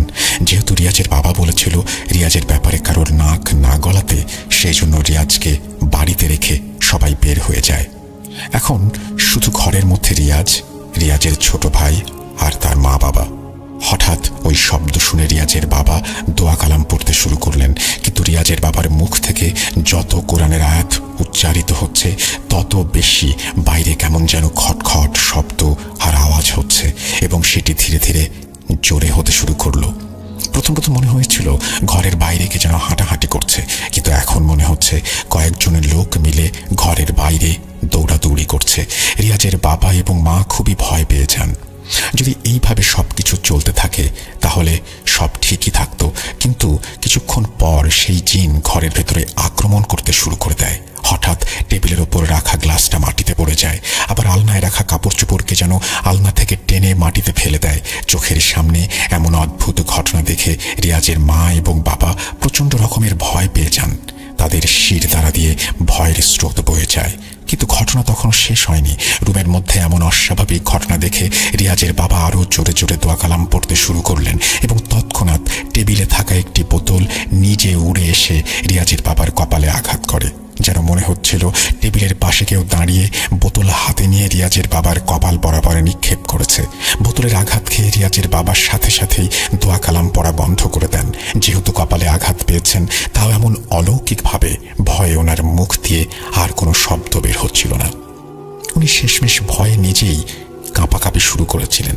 এইসব দেখে রিয়াজের মা জোরে জোরে এক চিৎকার দিয়ে ওঠে। এরপর আল্লাহর নাম নিয়ে বললেন, আল্লাহ তোকে ছাড়বে না। শয়তান, কেন আমাদের জীবনে এসেছিস? আমরা তোর কি ক্ষতি করেছি? রিয়াজের মায়ের মুখে এমন কথা শুনে হঠাৎ রিয়াজ একটা ঝাঁকি দিয়ে উঠল, এবং ঝাঁকি দেওয়ার সাথে সাথেই সবাই রিয়াজের দিকে তাকায়। রিয়াজ শরীর ঝাঁকাতে ঝাঁকাতে হঠাৎ মুখ দিয়ে এক অদ্ভুত ভাষা বলতে লাগলো। রিয়াজের মুখ থেকে এমন উদ্ভট কথা শুনে বাকিরা ভয় পেয়ে যায়। সবাই রিয়াজের দিকে অদ্ভুত দৃষ্টিতে তাকায়। রিয়াজের শরীর অনেক দ্রুত কাঁপাকাঁপি করছিল, এবং মুখ থেকে অন্য কোনো রকম একটা ভাষা বেরিয়ে আসছিল। রিয়াজের মা বাবা রিয়াজের মুখের দিকে তাকিয়ে থাকে। কিছুক্ষণ পর রিয়াজের হাত পা বাঁকা হয়ে যায়, ঘাড়টাও কেমন বেঁকে যায়। রিয়াজ বিছানার উপরে গড়াগড়ি করতে থাকে। তৎক্ষণাৎ রুমের মধ্যে এক দমকা বাতাস বইতে শুরু করে, যেন বাইরে অনেক ঝড় তুফান হচ্ছে। সেই তুফানের বাতাসের গতিবেগ ঘরের মধ্যে এসে প্রবেশ করেছে। এরকম প্রায় 1 মিনিট হওয়ার পর হঠাৎ সেই বাতাস থেমে যায়, এবং রিয়াজের কাঁপাও বন্ধ হয়ে যায়। স্থির হয়ে পড়ে রিয়াজ। এরপর মুখ থেকে ধীর কণ্ঠে একটি শব্দ বেরিয়ে আসে, নিয়ে যাব, তোদের ছেলেকে আমি নিয়ে যাব, কখনো ফিরে পাবি না। কথাটা বলে রিয়াজ নিশ্চুপ হয়ে যায়। এই ঘটনার পর সেদিন রাতে আর কিছু হয়নি। রিয়াজের মা বাবা সারা রাত প্রচন্ড ভয়ে কাটায়। ভোর রাতে ফজরের আজান দিতেই রিয়াজের জ্ঞান ফেরে। রিয়াজের জ্ঞান ফিরেছে দেখে যখন রিয়াজের বাবা রিয়াজকে ধরতে যায় তখন তিনি উপলব্ধি করেন রিয়াজের গায়ে প্রচন্ড জ্বর। রিয়াজের বাবা তখন প্রচুর ভয় পেয়ে যান। এরপর উনি রিয়াজের মাকে বলেন, আমি নামাজে যাচ্ছি, আসার সময় ইকবাল ড্রাইভারকে নিয়ে আসবো। কিছুক্ষণের মধ্যে ইমাম সাহেবের দেয়া সেই কবিরাজের বাসায় যেতে হবে। কথাটা বলে তিনি মসজিদে চলে যান। এদিকে রিয়াজের মা রিয়াজের রুমে নামাজ পড়ে নেন। এরপর বোরকা গায়ে দিয়ে প্রস্তুতি নেন। রিয়াজের বাবা মসজিদ থেকে ইকবাল ড্রাইভারকে নিয়ে আসলে ওনারা চারজনই রওনা করেন ইমাম সাহেবের দেয়া ঠিকানায়, অর্থাৎ কবিরাজ সাহেবের বাড়ির উদ্দেশ্যে। চারিদিকে শীতকালের কুয়াশা, সকালবেলার শীত এবং ঠান্ডা বাতাস বয়ে যাচ্ছে। চারজন মিলেই সিএনজিতে উঠে রওনা করেছেন। কবিরাজ সাহেবের বাড়ির দিকে যাচ্ছেন তারা। এদিকে তাদের অবস্থা খারাপ। চারপাশে অনেক শীত হওয়ার কারণে ঠান্ডা লেগে যাচ্ছে সবার। রিয়াজের গায়েও প্রচন্ড জ্বর, সেজন্য রিয়াজ অনেক বেশি কেঁপে কেঁপে উঠছিল।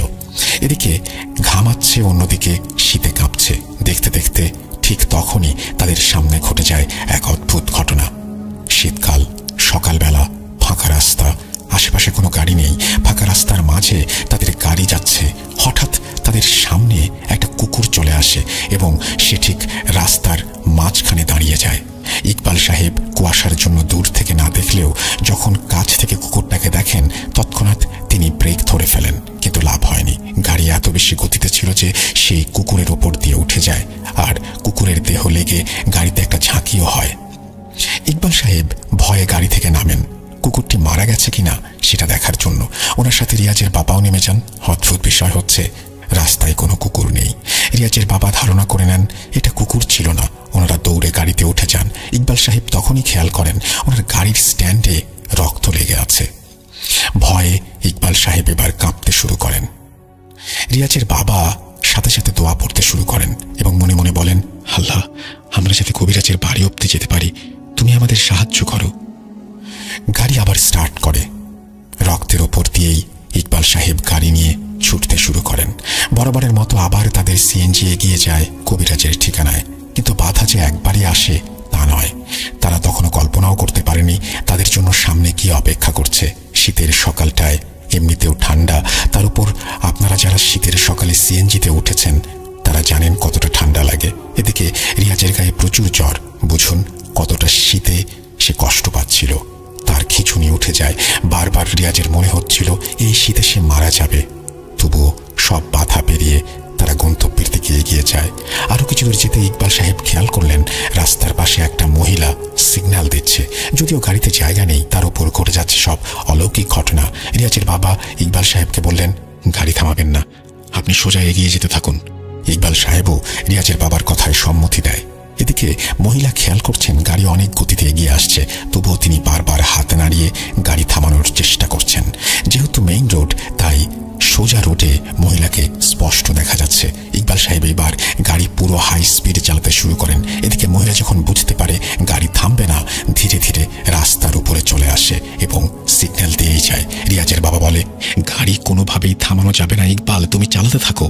ইকবাল সাহেব নিজেই এসব ঘটনায় অভ্যস্ত।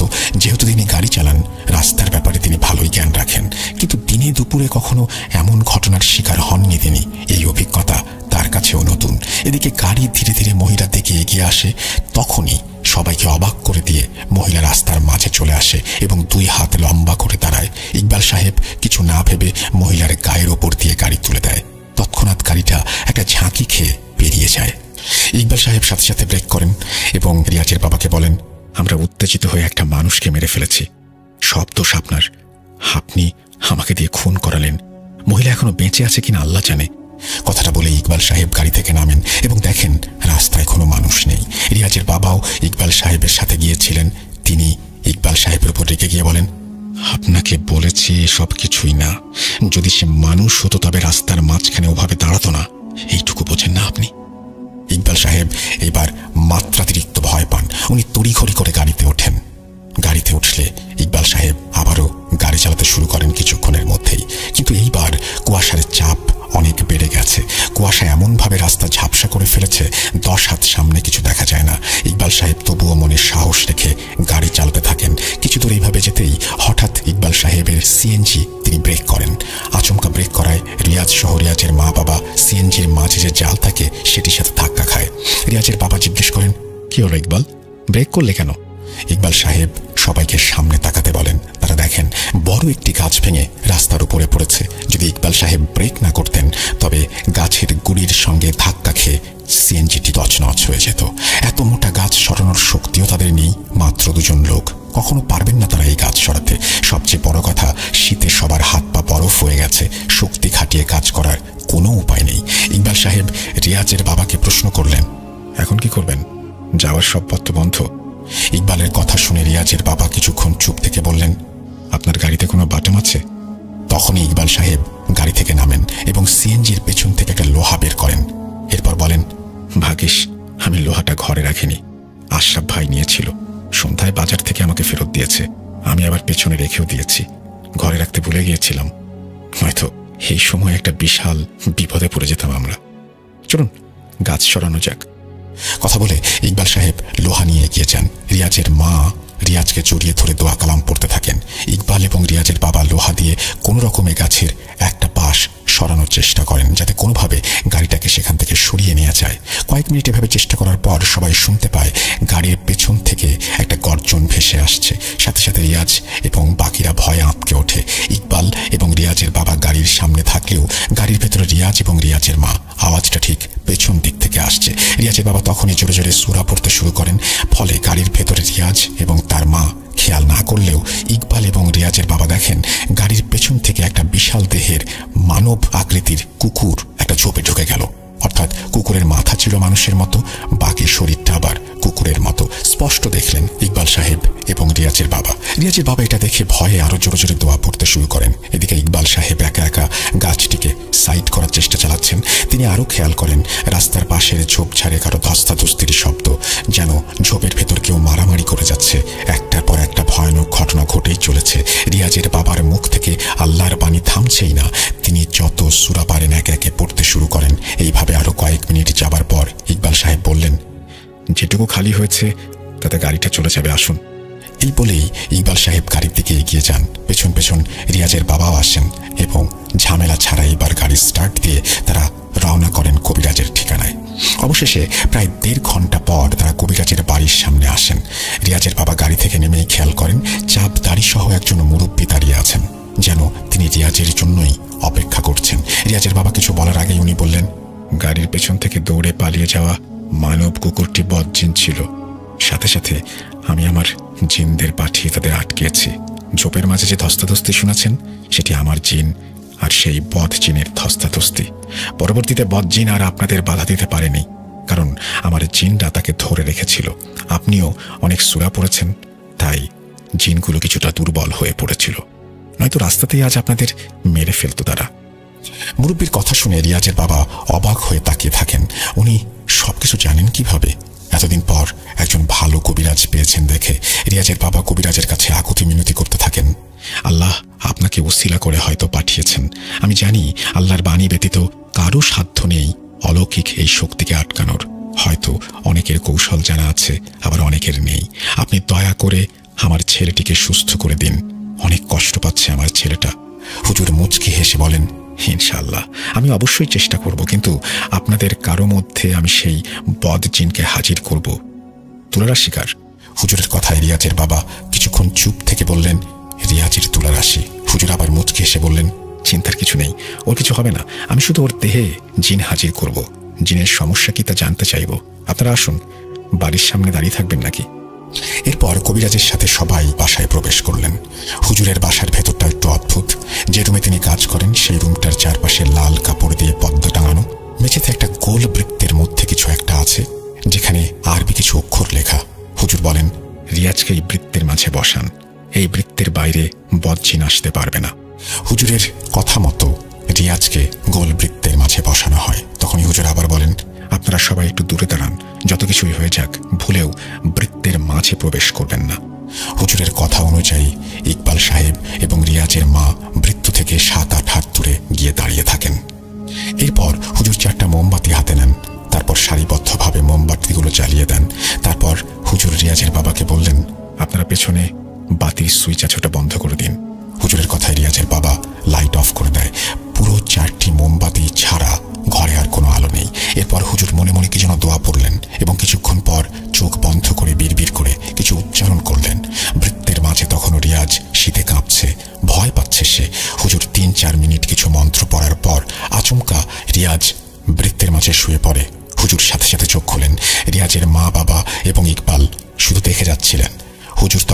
আওয়াজ করে বলেন, কিরে, শুয়ে শুয়ে ঘুমাচ্ছিস নাকি? ওঠ। হুজুরের কথা শেষ হতেই রিয়াজ শোয়া অবস্থায় হাসতে শুরু করে। হাসিটা স্বাভাবিক নয়। 2 সেকেন্ড হাসছে, 3 সেকেন্ড চুপ, আবার 2 সেকেন্ড হাসছে, পরপর 3 সেকেন্ড চুপ। হুজুর এবার ধমক দিয়ে বলেন, কিরে, উঠবি না নাকি আটা ছুঁড়ে মারবো? গা জ্বালিয়ে দেবো এখন। কথাটা শুনে আচমকা রিয়াজ শোয়া থেকে লাফ মেরে ওঠে। হুজুরকে মারার জন্য এগিয়ে এলে বৃত্তের দাগে পা দিয়ে দেয়। দাগে পা দেওয়ার সাথে সাথে রিয়াজ আবার উল্টো দিকে লাফিয়ে পড়ে। এরপর কোনো কিছু না বলে আবার শুয়ে চোখ বন্ধ করে। আবার আগের মতো সে হাসে, আবার চুপ করে। হুজুর এইবার ওনার সাথে থাকা একটা পাত্র থেকে আটা ছুঁড়ে রিয়াজের দিকে মারেন। রিয়াজের দেহে আটা স্পর্শ করতে রিয়াজ শোয়া থেকে উঠে বসে এবং কান্না করতে শুরু করে। হুজুর তখন বলেন, অভিনয় বন্ধ করে বল, কেন পিছু নিয়েছিস? কি দোষ করেছে সে? হুজুরের প্রশ্নে রিয়াজ এবার কান্না থেকে হুট করে হাসতে শুরু করে। কিছুক্ষণ হাসাহাসি করে রিয়াজ গম্ভীর স্বরে বলে, আমার মেয়ে রিয়াজকে পছন্দ করে। রিয়াজকে আমি আমার মেয়ের জামাই বানাবো, তাকে আমি নিয়ে যাব। যদি নিতে না পারি তবে রিয়াজের পরিবারের সাথে তোকেও মেরে ফেলব। কথাটা বলে রিয়াজ আবার বসা অবস্থায় একটু হাসে, একটু চুপ থাকে। হুজুর তখনই বলেন, তোরা জিন জাতি, মানুষের সাথে তোদের বিয়ে হয় না ভালো করেই জানিস। ভালোই ভালোই বলছি রিয়াজের পিছু ছাড়, নয়তো তোকে বোতলবন্দি করব। হুজুরের কথা শুনে হাসি থামিয়ে দেয় রিয়াজ। বলে, কিরে, তুই কেমন কবিরাজ? তুই তো জানিস ওই দিন রিয়াজকে আমরা নিয়ে গিয়ে আমাদের মেয়ের সাথে বিয়ে দিয়ে ফেলেছি। বেচারা 4 ঘন্টায় কিভাবে 4 দিন পার করেছে নিজেও জানে না। আমি তো তাকে নিয়ে যাবই, তুই আমাকে আটকাতে পারবি না। হুজুর এবার রেগে গিয়ে বলেন, ওটা বিয়ে ছিল না। রিয়াজের সম্মতি ছাড়া তুই কিভাবে তোর মেয়ের সাথে ওকে বিয়ে দিস? কারো ইচ্ছের বিরুদ্ধে কখনো বিয়ে হয় না। হুজুরের কথা শুনে রিয়াজ বলতে লাগলো, তাহলে তুই রিয়াজকে রাজি করা কবিরাজ, আমি সারা জীবন তোর গোলামি করব। হুজুর এবার ধমক দিয়ে বলেন, বুঝেছি, তোকে বোতলবন্দি করতেই হবে। কথাটা বলেই হুজুর দোয়া পড়তে শুরু করেন। এদিকে রিয়াজ চিৎকার দিতে শুরু করে, হে কবিরাজ, থাম থাম থাম, ভুল করছিস, কিন্তু ভুল করছিস। তোর পরিবারকেও কিন্তু আমি শেষ করে দেবো, কেউ বাঁচবে না, রিয়াজকেও মরতে হবে। কথাটা বলে রিয়াজ নিজে মুখ খামচে ধরে নিজেই। ক্রমাগত সে নিজের নখ দিয়ে নিজেকে আঁচড় কাটতে থাকে। এই সব দেখে রিয়াজের মা কান্নায় ভেঙে পড়ে। ততক্ষণে হুজুর একটা কাচের বোতল বৃত্তের সামনে রেখে রিয়াজের দিকে আটা ছুঁড়ে মারে। অদ্ভুতভাবে সবার সামনে রিয়াজের শরীর থেকে একটা সাদা আলো বেরিয়ে এসে বোতলের ভেতর ঢুকে যায়। হুজুর সাথে সাথে বোতলের মুখ বন্ধ করে দেন। এদিকে বৃত্তের মাঝে রিয়াজ জ্ঞান হারিয়ে শুয়ে পড়ে। হুজুর জিন বন্দি করা সেই বোতলের ওপর লাল সুতো বেঁধে দেন। সুতোগুলো সাধারণ সুতো নয়, সেগুলো সবই পড়া সুতো। এরপর হুজুর বলেন, রিয়াজ এখন পুরোপুরি সুস্থ। শয়তান জিন রক্ষা না পেয়ে রিয়াজের মুখে আঘাত করেছে। ডাক্তারের কাছ থেকে কিছু ওষুধ নিয়ে খাওয়ালে ঠিক হয়ে যাবে। আর আমি এই বদজিনকে মাটির নিচে পুঁতে আসবো, চিন্তার কিছু নেই। রিয়াজের মা দৌড়ে গিয়ে রিয়াজকে জড়িয়ে ধরে এবং কান্না শুরু করে। রিয়াজের বাবার চোখেও পানি টলমল করছে। হুজুরকে হাদিয়া হিসেবে টাকা দিতে চাইলে হুজুর টাকা নেন না। উল্টো তিনি বলেন, আপনি আমাকে না দিয়ে একটা গরু জবাই করে আল্লাহর নামে এলাকায় গরিবদের খাইয়ে দিন। আমার ভালো জিনেরাও আপনার সেই দাওয়াতে যাবে। তবে মনে রাখবেন, গরুর হাড্ডি এবং তাজা রক্তগুলো পরিষ্কার একটি স্থানে রাখবেন। আমার জিনরা ওটা খেয়ে নেবে। সেদিন কবিরাজকে বিদায় দিয়ে রিয়াজের বাবা বাসায় চলে আসেন। রিয়াজ সুস্থ হওয়ায় রিয়াজের স্ত্রী তাজকিয়াও শ্বশুর বাড়িতে আসে। যদিও পরে সব জেনে যায় তাজকিয়া। অন্যদিকে কবিরাজের কথা অনুযায়ী রিয়াজের বাবা একটা গরু জবাই করে গরিবদের দাওয়াত করে খাওয়ান এবং হাড্ডির সাথে তাজা রক্ত একটি পরিষ্কার প্লাস্টিকের ওপর রেখে দেন তিনি। সারা রাত ওগুলো ওখানে ছিল। সকালবেলা খেয়াল করেন পুরো প্লাস্টিক একেবারে পরিষ্কার, অর্থাৎ প্লাস্টিকের ওপর এক ফোঁটা রক্তও নেই। সবাই বুঝে যায় জিনরা এসে খেয়ে গেছে। এইভাবে প্রায় 1 মাস কেটে যাওয়ার পর একদিন রাতে হঠাৎ রিয়াজের ঘুম ভেঙে যায়। রুমে পুরো অন্ধকার। রিয়াজ তাকিয়ে দেখে তাজকিয়া জানালা খুলে বাইরে তাকিয়ে আছে। রিয়াজ মোবাইল হাতে নিয়ে দেখে রাত 2:18। এত রাতে তাজকিয়া জানালায় কি করছে ভেবে রিয়াজ উঠে বসে। তখনই সেই অদ্ভুত ঘ্রাণ রিয়াজের নাকে এসে ঢোকে। এদিকে তাজকিয়া জানালার দিকে তাকিয়ে বিড়বিড় করে কি যেন বলে। রিয়াজ বিছানা থেকে নেমে তাজকিয়ার কাছে যায়। তাজকিয়া তখনও জানালার দিকে তাকিয়ে বিড়বিড় করে যাচ্ছে। রিয়াজ ধীর পায়ে তাজকিয়ার কাঁধে হাত রাখতেই তাজকিয়া বিড়বিড় করা বন্ধ করে দেয়। রিয়াজ কিছুটা বুঝতে পারে, যেহেতু কদিন আগেই সে এসব থেকে বেরিয়ে এসেছে, তাই এখন এসব বিষয় রিয়াজের কাছে অনেকটাই পুরনো বা পরিচিত। রিয়াজ কাঁপা স্বরে বলে, কি দেখছো তুমি? আরে এত রাতে কি সব বলছো? রিয়াজের কথা শুনে তাসকিয়া কেমন একটা আচরণ করতে শুরু করে, যেন অনেক রেগে গেছে। জোরে জোরে নিঃশ্বাস নিচ্ছে এবং এক দৃষ্টিতে জানালার বাইরে তাকিয়ে আছে। রিয়াজ আর কিছু একটা প্রশ্ন করতে যাবে, সেই মুহূর্তে তাসকিয়া মাথা ঘুরিয়ে সেখানেই জ্ঞান হারায়। রিয়াজের চোখের সামনে তাসকিয়া মাটিতে শুয়ে পড়ে। মাটিতে হাঁটু ফেলে রিয়াজ তাসকিয়াকে কোলে নেয়, এরপর বিছানায় এনে শুয়ে দেয়। শুয়ে দেওয়ার পর রিয়াজ এই ব্যাপারে চিন্তিত হয়ে পড়ে। জিনের প্রভাব কোনোভাবে তাসকিয়ার দেহে এসেছে কিনা তা নিয়ে ভাবতে থাকে, কিন্তু আসবে কেন? হুজুর তো নিজের হাতে সেই জিনকে বন্দী করেছেন। রিয়াজের এইবার সন্দেহ হয় জিনের মেয়েটাকে নিয়ে কোনোভাবে সে ফিরে আসেনি তো। ভাবনার মাঝে রিয়াজ খেয়াল করে জানালা এখনো খোলা। আবার উল্টো ঘুরে রিয়াজ জানলার কাছে চলে যায় এবং জানালা বন্ধ করার জন্য কাঠের ঢাকনা ধরে টান দেয়। তখনই তাসকিয়া রিয়াজের রুমে প্রবেশ করে বলল, কি ব্যাপার, এত রাত্রে জানালা খুলে কি করছেন? রিয়াজ হতভম্ব হয়ে যায়, সাথে সাথে মাথা ঘুরিয়ে বিছানায় তাকিয়ে দেখে কেউ নেই।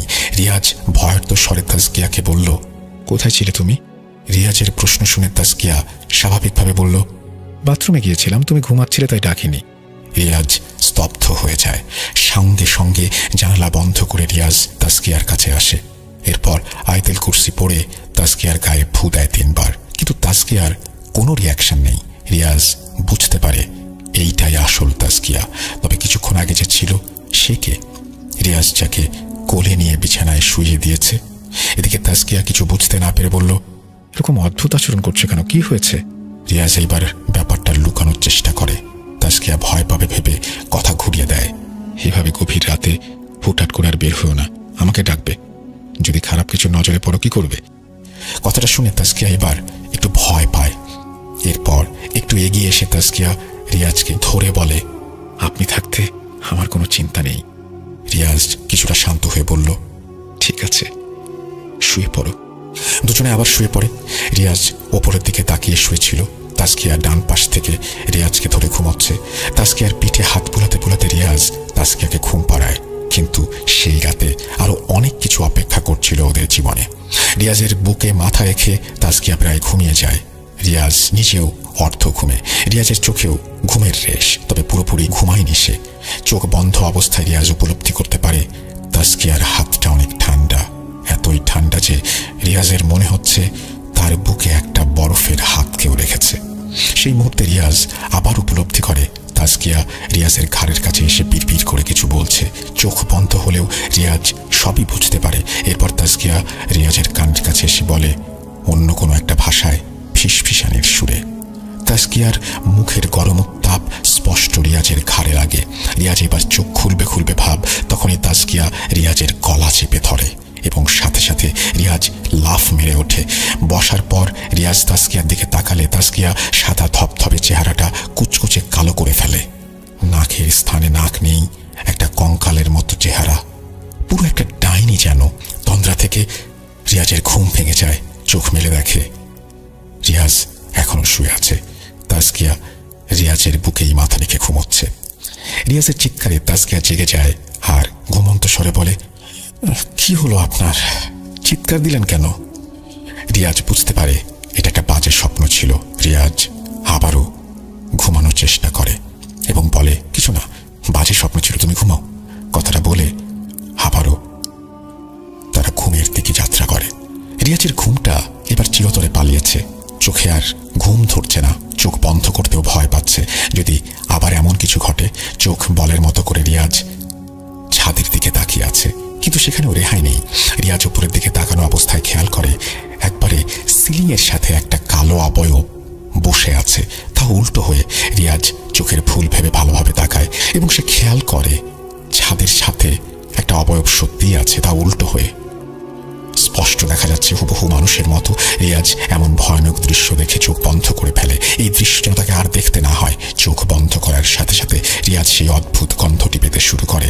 এটি যেন অবয়বটার দেহের ঘ্রাণ। মনে মনে রিয়াজ দোয়া দুরূদ পড়তে শুরু করে। সকাল হলেই সেই কবিরাজের কাছে যাবার সিদ্ধান্ত নেয়। কিছু সূরা পাঠ করে সে। সাহস করে আরেকবার চোখ খোলার সাথে সাথে রিয়াজ দেখতে পায় সেই কালো অবয়বটা ঠিক রিয়াজের মুখের সামনে, মাত্র 1 হাত দূরত্বে। রিয়াজ আবার চোখ বন্ধ করে দোয়া পড়তে শুরু করে।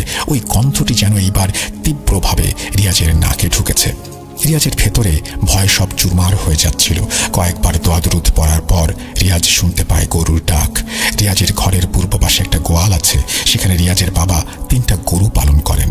গোয়াল ঘর থেকে গরুর ডাক আসতেই রিয়াজ চোখ খোলে। প্রচন্ড জোরে জোরে গরু ডাক দিচ্ছিল। রিয়াজ তাজকিয়াকে শব্দগুলো শোনায়। আল্লাহ নাম স্মরণ করে তারা। কিছুক্ষণ পর গরুর ডাক নয়, গোয়ালের থেকে অনেক ধস্তাধস্তির শব্দ ভেসে আসে, যেন কেউ জোর করে গরুর সাথে মারামারি করছে। রিয়াজ ভয়ে দোহাই পড়ে যাচ্ছিল। ফজরের আজান শুনতে পায়। আজান শোনার সাথে সাথেই বিছানা থেকে ওঠে। আচমকা রিয়াজের লাফ মেরে ওঠার কারণে তাজকিয়া উঠে বসে। রিয়াজ লাফ দিয়ে বিছানায় উঠে লাইট জ্বালায়। সেই মুহূর্তে রিয়াজের বাবা রিয়াজের রুমে দৌড়ে এসে বলে, সারা রাত আমাকে জ্বালিয়েছে।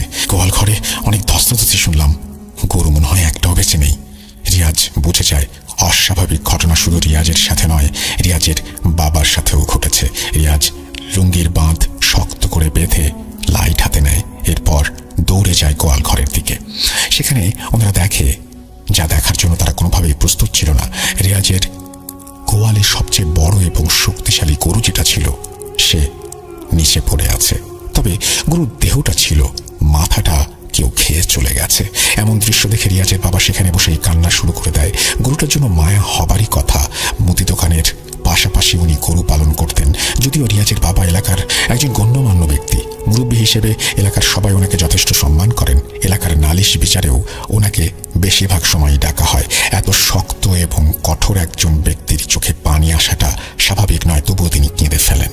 3 বছর ধরে যে গরুকে উনি যত্ন সহকারে লালন পালন করছেন, সেই গরুর মৃত্যু। এই ভোর সকালে ওনার কান্নাকাটি শুনে বাড়ির বাকিরা দৌড়ে আসেন। গত 3 মাসে জাহাঙ্গীর সাহেব এবং রোকেয়া বেগম অসুস্থ হয়ে যান। গরুটার এমন অস্বাভাবিক মৃত্যু দেখে ওনাদেরও মায়া লাগে। তবে মূল বিষয় হচ্ছে ভয়। ভয়ের ব্যাপারটা সবার মাঝে আবারও জাগ্রত হয়ে ওঠে। গরুর যদি এমন অবস্থা হয় তাহলে অশরীরটা কতটা ভয়ানক। যাই হোক, এই গরুর মাংস তো আর খাওয়ার উপযুক্ত নেই। গরুটিকে ওইভাবেই বাড়ির পেছনে কবর দিয়ে দেওয়া হয়। মরা বাড়ির মতো সবাই রিয়াজদের বারান্দায় দাঁড়িয়ে আছে, সবার চোখে মুখে আতঙ্ক। নীরবতার মাঝে রিয়াজের বাবা বললেন, আবার সেই কবিরাজের কাছে যেতে হবে। কেন এই জিন আবার ফিরে এলো তা জানতে হবে। রিয়াজের বাবার কথায় রিয়াজ এগিয়ে এসে বলল, আমার কাছে কবিরাজের নাম্বার আছে, কল দিলেই হয়। রিয়াজের বাবা হতাশার চাহনিতে রিয়াজের দিকে তাকিয়ে বলল, দিয়েছি আমি কল, ওনার ফোন বন্ধ। খোঁজ খবর নেয়ার জন্য গত 2 সপ্তাহ থেকে কল দিচ্ছি, উনি ফোন বন্ধ রেখেছেন। রিয়াজের বাবার এমন উত্তরে রিয়াজ আবার বলে, তাহলে আর কি করার, আমরা ওর বাড়িতে যাই। রিয়াজ কথাটা বলতেই রিয়াজের ঘরের ভেতর থেকে একটা শব্দ ভেসে আসে, যেন ঘরে থাকা টেবিল কেউ উপচে ফেলে দিয়েছে। রিয়াজ সহ সবাই বারান্দায় যায়। হঠাৎ ঘরে এমন শব্দ শুনে সবাই দরজার ফাঁক দিয়ে ঘরে তাকায়। আবার দেখে সত্যি সত্যি প্রথম রুমের টেবিল মাটিতে পড়ে আছে। এতে কারো বুঝতে অসুবিধা হয়নি, জিনটা এখানে আবারও উপস্থিত। রিয়াজের বাবা রিয়াজকে চোখের ইশারায় চুপ থাকতে বলেন। রিয়াজও চুপ হয়ে যায়, কিন্তু তারা মনে মনে সিদ্ধান্ত নেয় কবিরাজের বাড়িতে যাবে। রিয়াজের ছোট ভাইয়ের সাথে অবধি কিছু ঘটেনি। এই ব্যাপারটা অদ্ভুত লাগে সবার কাছে। আবার জিন তো রিয়াজের পিছু নিয়েছে, তবে রিয়াজের বাবাকে কেন গত রাত্রে সে টর্চার করলো তাও একটি রহস্য। সবার ধারণা রিয়াজের বাবার উপরে আক্রোশ থেকেই জিনটা রিয়াজের বাবাকেও আক্রমণ করে যাচ্ছে। এদিকে একই বাড়ির রুজিনা বেগম কয়েকটা রুটি এবং 1 বাটি ডাল হাতে নিয়ে এসে বলল, আপনাদের এখন খারাপ দিন যাচ্ছে, কিছু তো রান্না করেননি, এগুলো খেয়ে নিন, এরপর যা করার করবেন। রুজিনা বেগম কথাটা বলে রুটি এবং ডালের বাটি এগিয়ে দেন। তাজকিয়া এগিয়ে এসে ডালের বাটি হাতে নেয়। এরপর সেই বাটি নিয়ে ঘরে প্রবেশ করতেই একটা বিকট শব্দ আসে। বারান্দা থেকে সবাই দৌড়ে ঘরে প্রবেশ করে দেখে তাজকিয়ার হাত থেকে রুটি এবং ডালের বাটি পড়ে গেছে। তাজকিয়াও মাটিতে ডালের ওপর শুয়ে আছে। রিয়াজ দৌড়ে গিয়ে তাজকিয়াকে মাটি থেকে তোলার চেষ্টা করে। রিয়াজ তাজকিয়াকে কোলে নেওয়ার জন্য সোজা করতেই তাজকিয়া রিয়াজের দিকে তাকিয়ে চোখ বড় করে একটা হাসি দেয়, তবে আওয়াজ ছাড়া মুখ দিয়ে শব্দ বের হয় না তার। অবস্থা দেখে সবাই ভয়ে পিছু পা হয়ে যায়, কিন্তু রিয়াজ সেই মুহূর্তে দোয়া পড়তে শুরু করলে তাজকিয়া মাটি থেকে ডালের বাটি নিয়ে সোজা রিয়াজের মাথায় আঘাত করে। বাড়ির সবাই অবাক হয়ে